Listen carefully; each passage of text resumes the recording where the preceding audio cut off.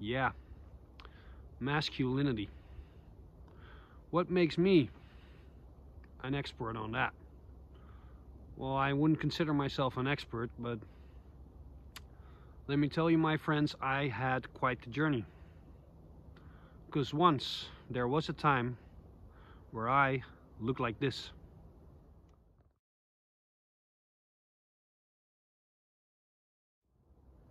Yeah, I know, pretty brutal. And there was also a time where I looked like this.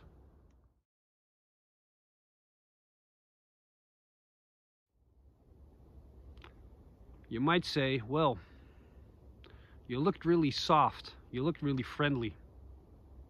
That's because I was. I was really friendly and I was really soft. I've had quite the journey. I rejected my masculinity, pushed it away, ran from it, and decided to come back and see if I could embrace it again. Well, let me just say that most men, most young men today, they grew up with a father who was a traditional father. Now, being a father back in the day was a bit more easy than it is now, maybe. Because you basically had three rules. When you were a father, you were supposed to do three things. That is, put a roof over their heads, put food in their mouths, don't hit your wife. If you did that, you're a great dad. So most men grew up. If you didn't, by the way, you should consider yourself blessed, because I think a lot of people grew up like that. So when you grow up like that, you kind of miss a lot of things. You miss a presence, emotional availability. That's what you miss, because these old school men, they don't know how to talk about their emotions. They're tough, they can get stuff done, and because they don't talk about their emotions, it's very hard to be honest and to be present. So the sons of those fathers, they all grow older and they say, I don't want to be like my father, so I want to be different, so I go the other way. So they become very in touch with their emotions, very friendly. You see those in cities, we have like a lot of men who don't want to offend anyone and are a bit afraid to eat meat because it hurts the animal. Now, you saw the pictures. I was once like that. I didn't eat meat for 2.5 years. If you don't eat meat, I'm not judging you or anything. I'm just explaining the story. Now, the problem with running in the opposite direction is that you become every bit as sick and as pathological as the old generation was, just in the other side of the spectrum. Because if you run away from all those things and you become like real good in touch with your emotions, yes, you're present, but you're also not gonna get anything done ever. Why? Because if you're so in touch with your emotions, that means when it gets tough, you just quit. Why? Because, well, it doesn't feel right anymore, and then you lose not only your goals in life, but I also think you lose what makes men attractive. I think it's an attractive quality in a male to go, this is what I want, and I'm gonna get it. And even if I'm gonna get rich or die trying, that album from 50 Cent, that's a very male thing to say. I'm gonna get this or I'm gonna die in the process. So you have these two sides of the coin. On the one hand, there's this male who is tough and gets shit done, but he doesn't know how to deal with his emotions. A lot of these old school men, afraid to cry. You come into this world, what's the first thing you do? You cry. Creator gave you that. Can't run away from that. It's in your nature. And on the other side, there are these men who are afraid to be strong and offensive because it reminds them of the male who hurt them the most. Those males who are friendly but who are not getting shit done. Now, if you want to heal the male bloodline, you can do a lot of things to heal a male bloodline. But this video isn't about doing a magical ritual and making everything better. It's about doing the hard work every goddamn day, failing a lot, and keeping going. Just keep going. What you need to do is, like when I watched Dragon Ball Z when I was younger, there were like these episodes where they did a fusion between two characters.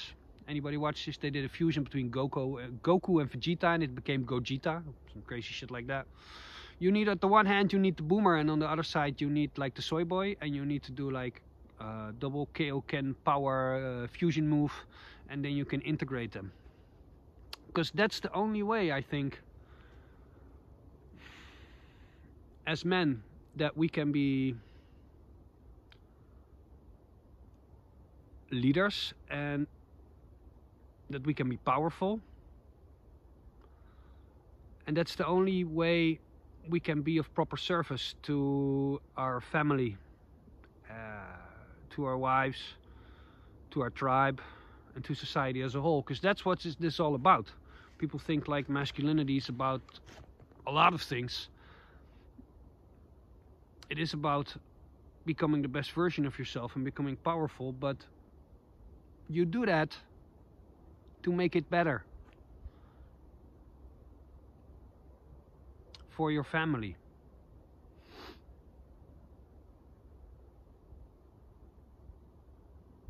Sometimes I think, it's a bit of a detour, sometimes I think Buddhists are egotistical. Let me explain. You know these Buddhists, and they go to like a monastery to get enlightenment? I sometimes think, for who? For who you're getting enlightened for? It's for you. You want you to be enlightened. Now, if you go there to the monastery and you like meditate for a year and you learn all these practices, it's good. But I kind of expect you to go back to your family, because if you're in the monastery, you're still part of this sacred circle of the family and society as a whole. And what does that benefit your family? Just some thoughts. But like I said,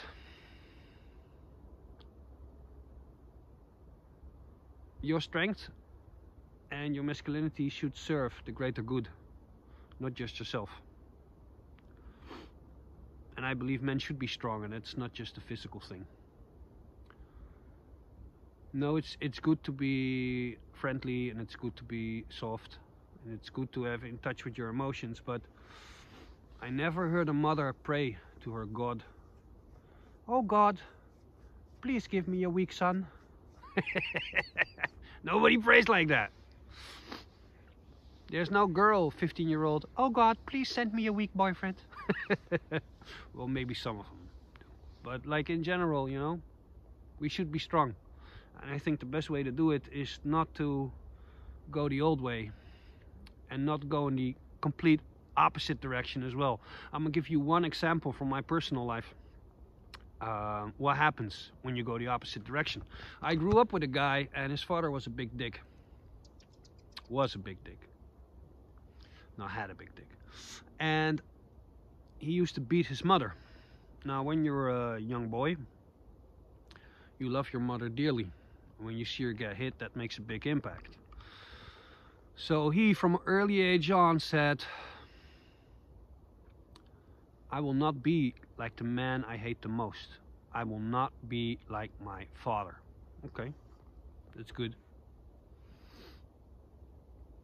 So instead of being this bitter, cynical man who treated women badly, he treated his women that he came across in his life like goddesses.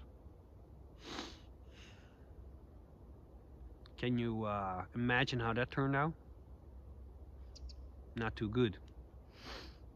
Because maybe you think women want to be treated like goddesses, and maybe they do, but like for me, I got a wife and kids, so like, but if I was single and there was like a woman who treated me like a god, I think that would be really fun. for a week, and then I get bored with it. So that didn't work out for him. You know, the women left him. Because in a relationship, you need a certain push and pull. And when somebody just says, yes, you're beautiful, yes, everything's good, you don't get that push and pull. So he didn't find any love in his love life. So now we get to the conclusion of the story. He started like a little boy and he wanted to like not be like his father. But what happened when he was like 30, 35 and all the women left him? He became bitter. He became angry. Just like his father. So he basically spent 15 years running in the complete opposite direction and still ended up in the same place.